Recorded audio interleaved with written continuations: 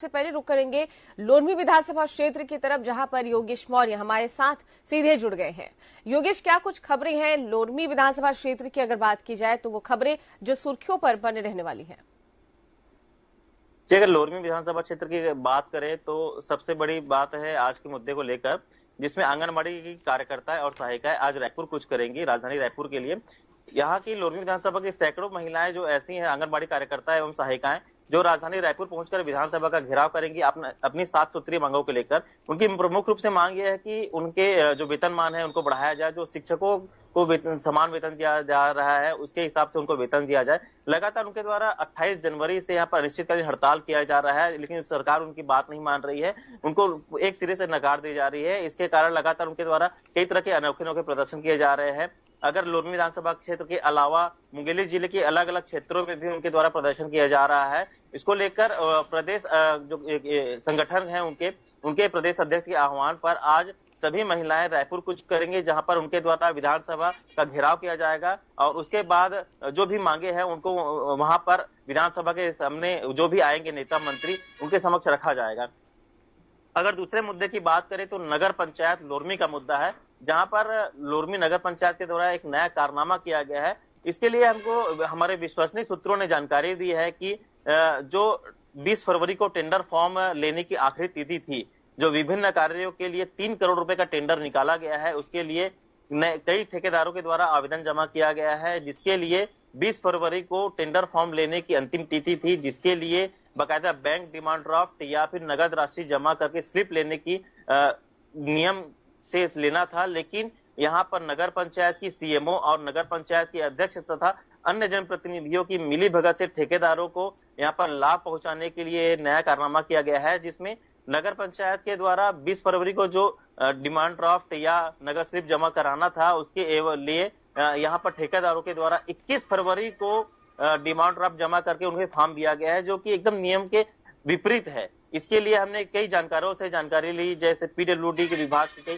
Clerk है उनसे जानकारी ली, अन्य नगर पंचायत या नगर निगम के जो क्लर्क है ठेकेदार है उनसे जानकारी ली। तो उन्होंने बताया कि जिस डेट में फॉर्म लेने की अंतिम तिथि है उसी डेट की बैंक ड्राफ्ट या उससे पहले तिथि की बैंक ड्राफ्ट या नगद राशि जमा करने का नियम है। लेकिन यहाँ पर नया कारनामा नगर पंचायत लोरमी के अधिकारियों और जनप्रतिनिधियों द्वारा किया जा रहा है, जिसमें सीधे तौर पर ठेकेदारों को लाभ पहुंचाने की कोशिश की जा रही है। इसमें कहीं ना कहीं नगर पंचायत के अध्यक्ष और सीएमओ की मिलीभगत पूरी तरह से स्पष्ट नजर आ रही है, जिसके लिए यहाँ के जो बीजेपी पार्षद है उनके द्वारा दबे सुबह विरोध तो किया जा रहा है, लेकिन अभी तक खुल के कोई भी बीजेपी पार्षद या बीजेपी नेता या विपक्ष के कोई भी लोग खुलकर सामने नहीं आए हैं। अगर जनता कांग्रेस छत्तीसगढ़ की बात करें तो जनता कांग्रेस छत्तीसगढ़ के विधानसभा प्रभारी मनीष त्रिपाठी की पत्नी भी यहाँ पर पार्षद है, लेकिन उनके द्वारा भी किसी भी तरह के कोई शब्द नहीं बोले जा रहे हैं। और अगर कांग्रेस की बात करें तो जिला अध्यक्ष के जो कांग्रेस के जिला अध्यक्ष सागर सिंह बैस, उनकी भाभी भी इस नगर पंचायत में पार्षद है, लेकिन इन किसी भी नेताओं के द्वारा इस मामले पर कुछ नहीं बोला जा रहा है। सभी नेताओं के द्वारा चुप्पी साध ली गई है। तो स्पष्ट नजर आता है कि कहीं ना कहीं सभी नेताओं की यहाँ पर मिलीभगत है, जिसके कारण ये पूरा नया कारनामा किया जा रहा है। जी योगेश, बात करें टेंडर फॉर्म में हुए गड़बड़ी को लेकर, तो ऐसे में देखा जाए तो मामले का खुलासा कैसे हुआ, अगर सभी लोगों की मिलीभगत का मामला सामने आया है तो?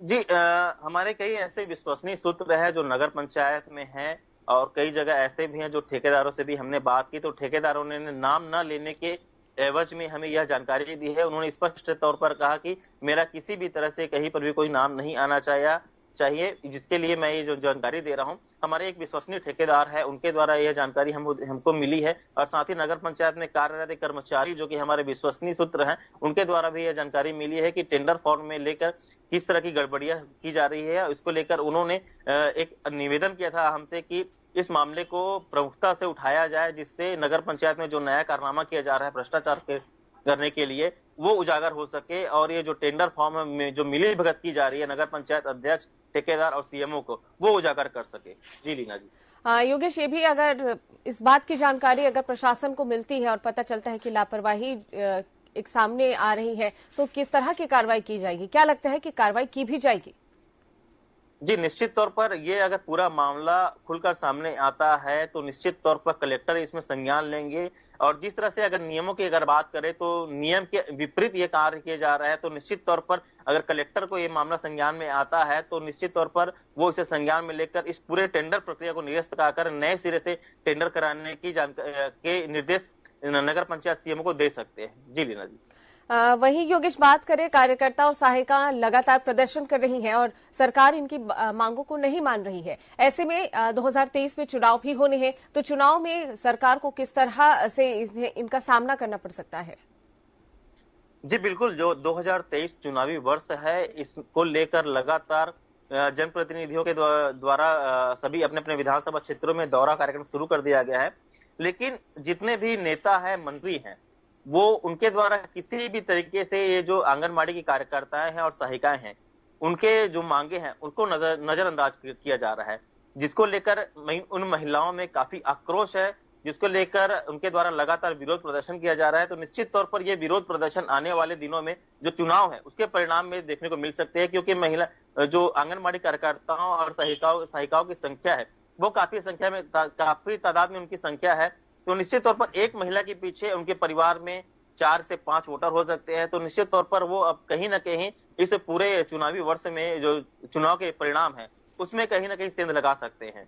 और अगर और एक मुद्दे की बात करें तो यहाँ पर जो अटैचमेंट का खेल चल रहा है लोरमी विकास खंड में, वो एक जमकर के खेल चल रहा है अटैचमेंट का खेल।